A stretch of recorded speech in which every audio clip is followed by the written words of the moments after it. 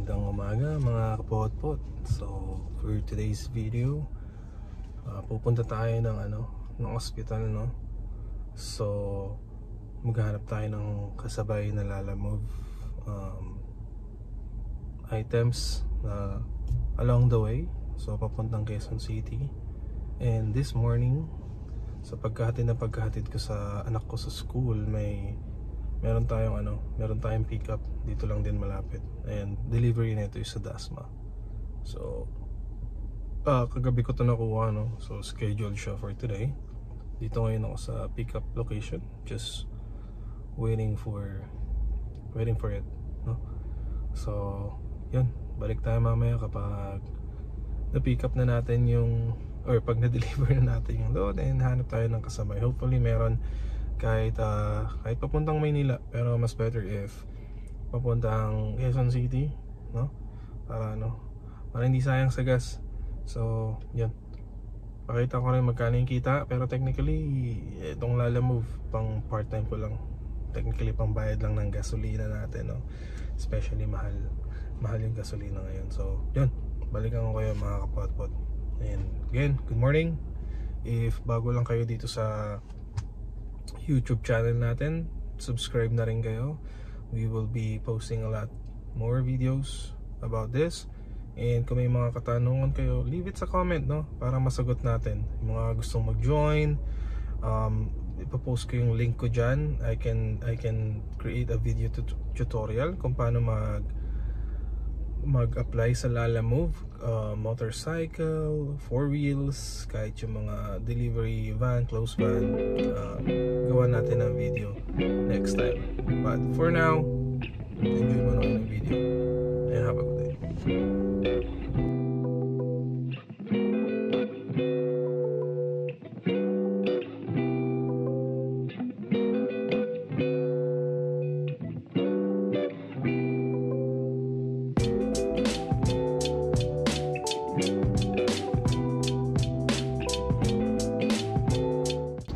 Okay mga paps, so drop na natin yung delivery natin. So binigyan tayo ng tip ng customer. So yung original price is 237. Tapos binayaran niya tayo ng 300. So not bad. Ano lang siya, tawag dito, 11 kilometers lang siya. So normally kinikwenta ko siya as 9 pesos per kilometer for the gasolina. And ano man yung maiwan doon, yun yung pinakakita ko. So yun, hindi ko siya makomplete. Alright, so hintay ulit tayo ng next booking natin habang nagta-travel tayo papuntang Quezon City. So ayun, pakita ko sa inyo. So ayan, yun yung kinita natin. Ewan kung makikita nyo, pero popost ko na lang mamaya or screenshot. Ayan. Anyway, thank you. Second booking tayo, hintay tayo. Bye-bye.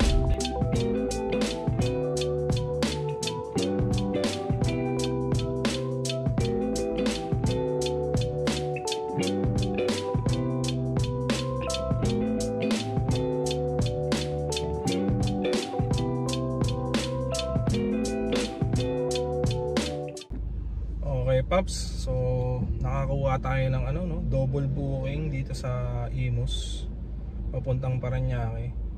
Good load to kasi magkadikit lang yung dalawang drop off, tapos same pick up location.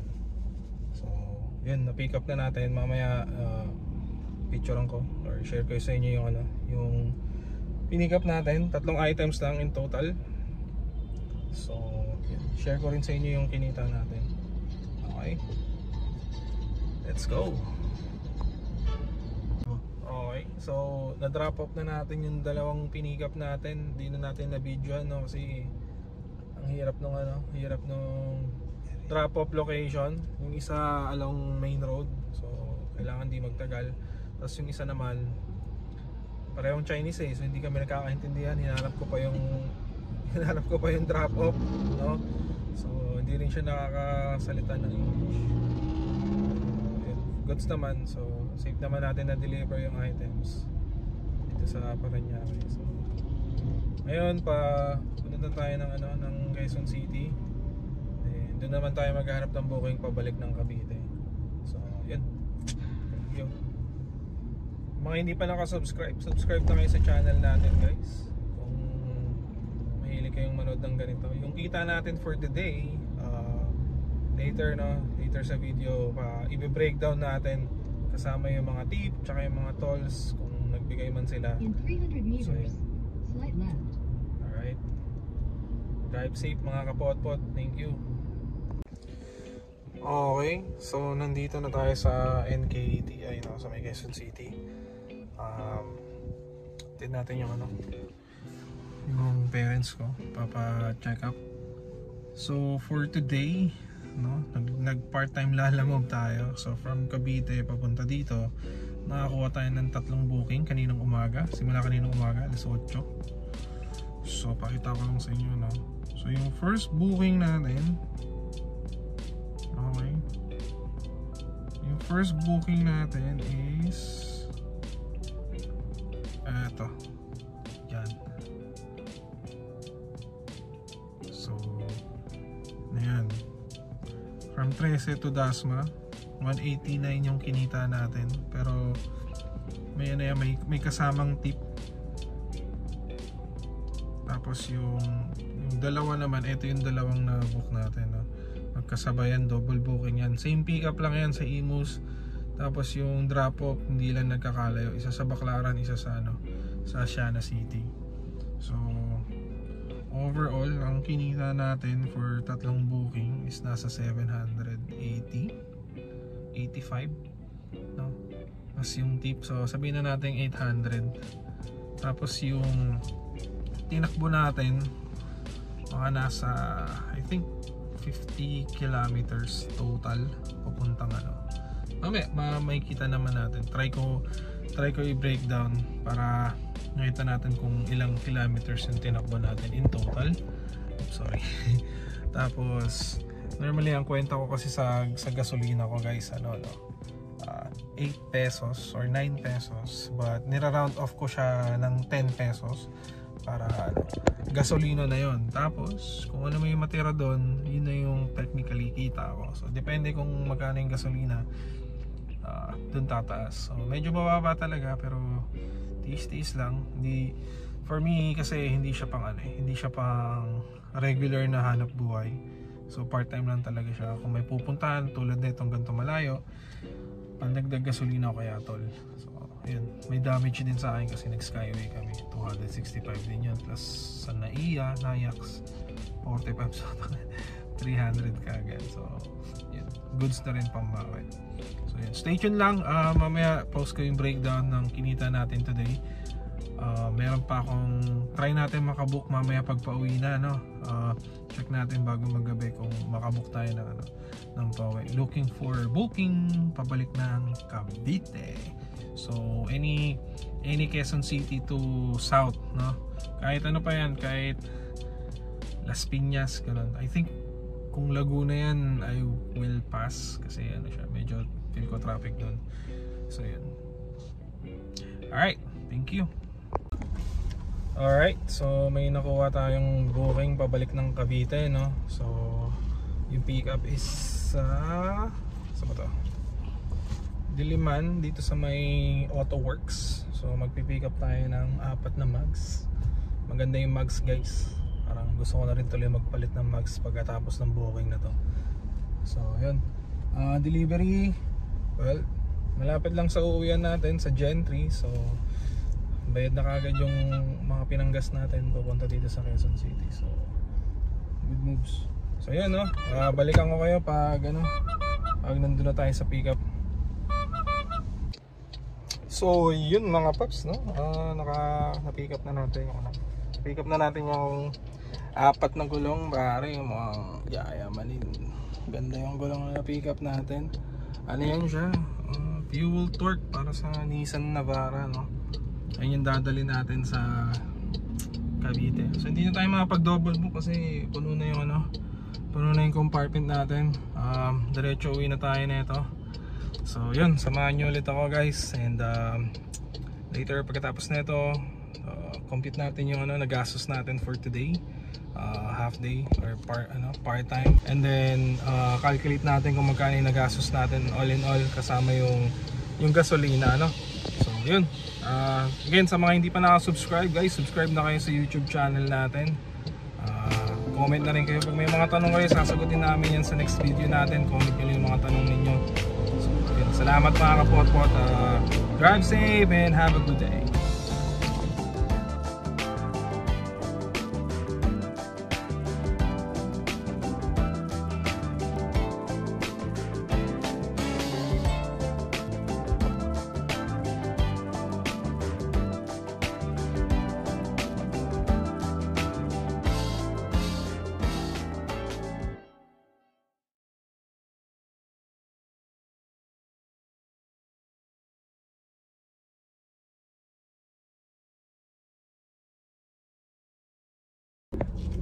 Alright, what's up mga kapot-pot? Na-i-deliver na po natin yung 4 na mugs dun sa customer, So, binayaran tayo, binayaran din yung toll.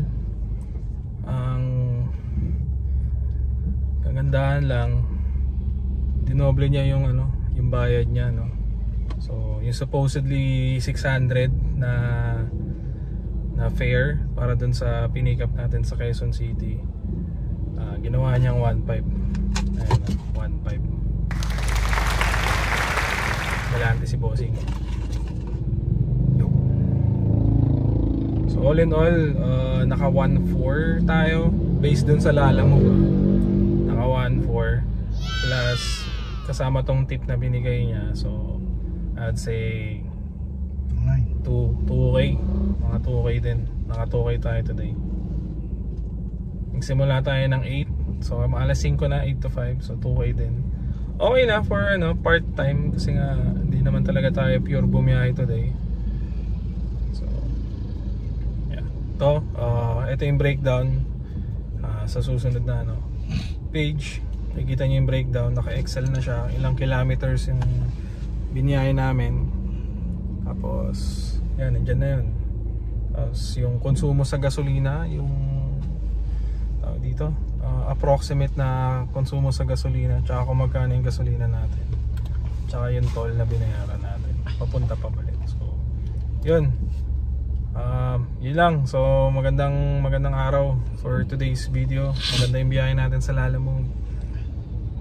Kaya mo wala ng pag-asa. Alam ko mababa yung rate, pero may mga customer tayo talagang makaka-jackpot tayo. At may mga buraot na customer talaga hindi maiwasan yun. So yun. Ride safe lang mga idol, mga lodi. Again, yung mga gustong pumasok ng Lalamove, yung link nandito sa baba, sa caption. Click nyo na lang yan. Sa next video natin, tuturuan namin kayo kung paano sumali sa Lalamove. Ano yung mga sasakyan na pwede. Gawin natin ng video yan. Megas na natin yan. What's up mga kapot-pot? So that wraps up our video for today. If bago ka lang dito sa channel natin, don't forget to hit that subscribe button. Mag-like ka na rin or dislike kung nagustuhan mo or hindi mo nagustuhan yung video. And then kung meron kang katanungan, just leave a comment down below. I'll try to answer it as fast as I can, either sa comment mismo or next video. Doesn't matter, basta sasagutin kita kung may katanungan ka dyan. And yeah, that's it for today. Thank you and see you on our next future videos. Bye-bye!